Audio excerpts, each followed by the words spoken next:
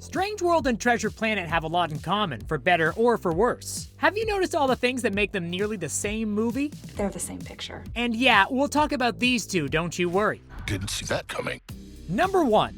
Animated movies just love a bad dad. While we're not throwing these characters under the bus, both films deal with a child's relationship to their father-like figures. Dad?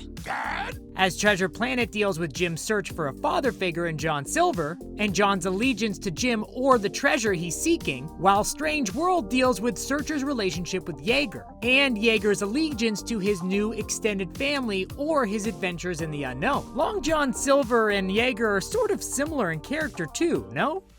Number 2. This coincidence is the weirdest of the bunch. Both films feature funny sidekicks made of goo. What in Ugh.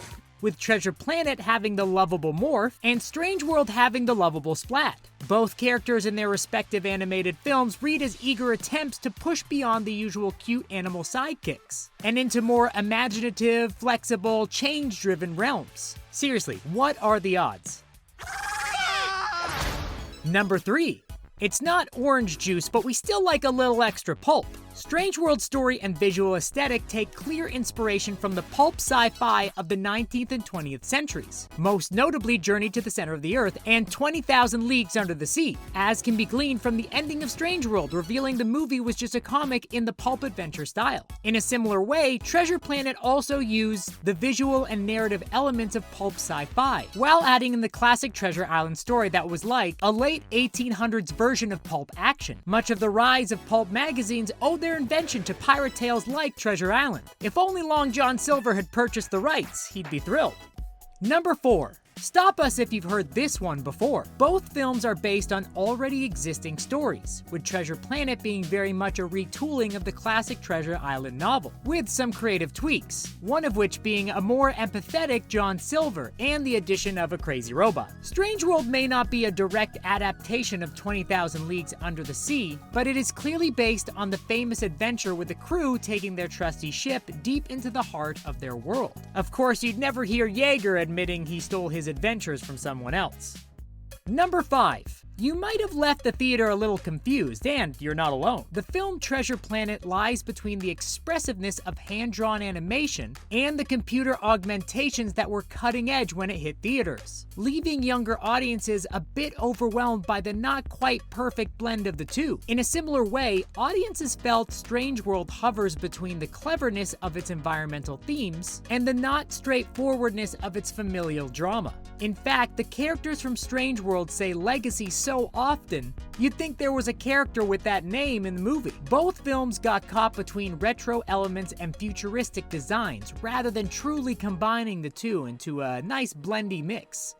Number 6. Sure, we all love a good explosion, but too many explosions spoil the pot. Both films seem to hope your entire family will come out for a watch, especially the young ones. But too much action in both Treasure Planet and Strange World may have been more of a boon than a blessing. Treasure Planet involved some characters passing away early on screen, and Strange World has a lot of action, which could be scary for some younger viewers. And while darker themes and a darker tone with fun action may seem enticing for teenagers and adults, the family demographic of theater watchers prefer their animated movies to have a promise of consistent comedy rather than non-stop action. Less shipwrecks, more hip Shrek, you know? The Muffin Man? The Muffin Man! Number 7. You know what kids love more than anything?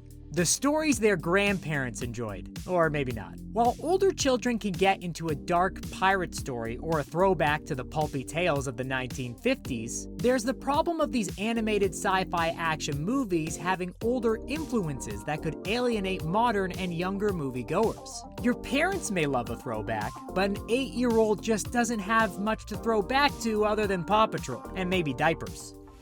Number 8. Do you even market, bro?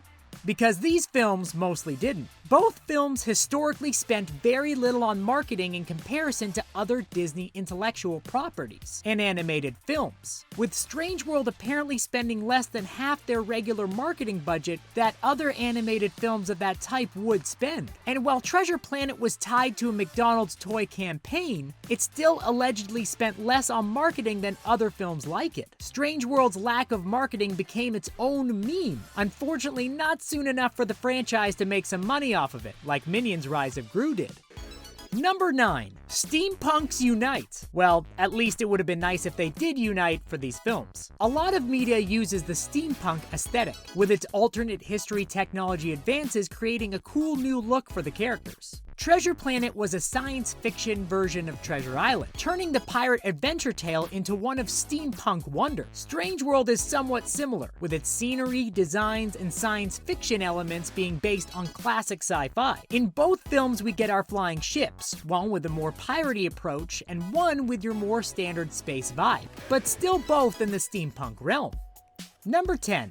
Adventure is for everyone, but too often it's seen as the boys-only club. Treasure Planet, blending science fiction and pulpy adventure, reminds audiences of Disney's live-action adaptations of classic stories like Treasure Island and 20,000 Leagues Under the Sea from the 1950s. That line continues to Strange World, from big ideas like its world hidden beneath the surface and smaller details like cool flying bikes. In some ways, movies like Treasure Planet are examples of the company's later efforts to market to young boys, before they gave up and bought Marvel Studios and Star Wars. The result of all this is a movie that feels like a love letter to an oft-ignored chapter of Disney, a wave of movies that were overlooked in the transition to computer-generated animation at the turn of the millennium. However, Strange World is also an update, understanding that action-driven storytelling can still have emotional openness. In that way, Strange World breaks new ground, figuratively and literally, because that's what the movie is about. Oh, I wish everyone in Avalonia could see this. Those were the reasons we think Treasure Planet and Strange World were the same film. Do you agree? Let us know in the comments below. If you enjoyed, like and subscribe for more animated content. And thanks for watching The Things Animated.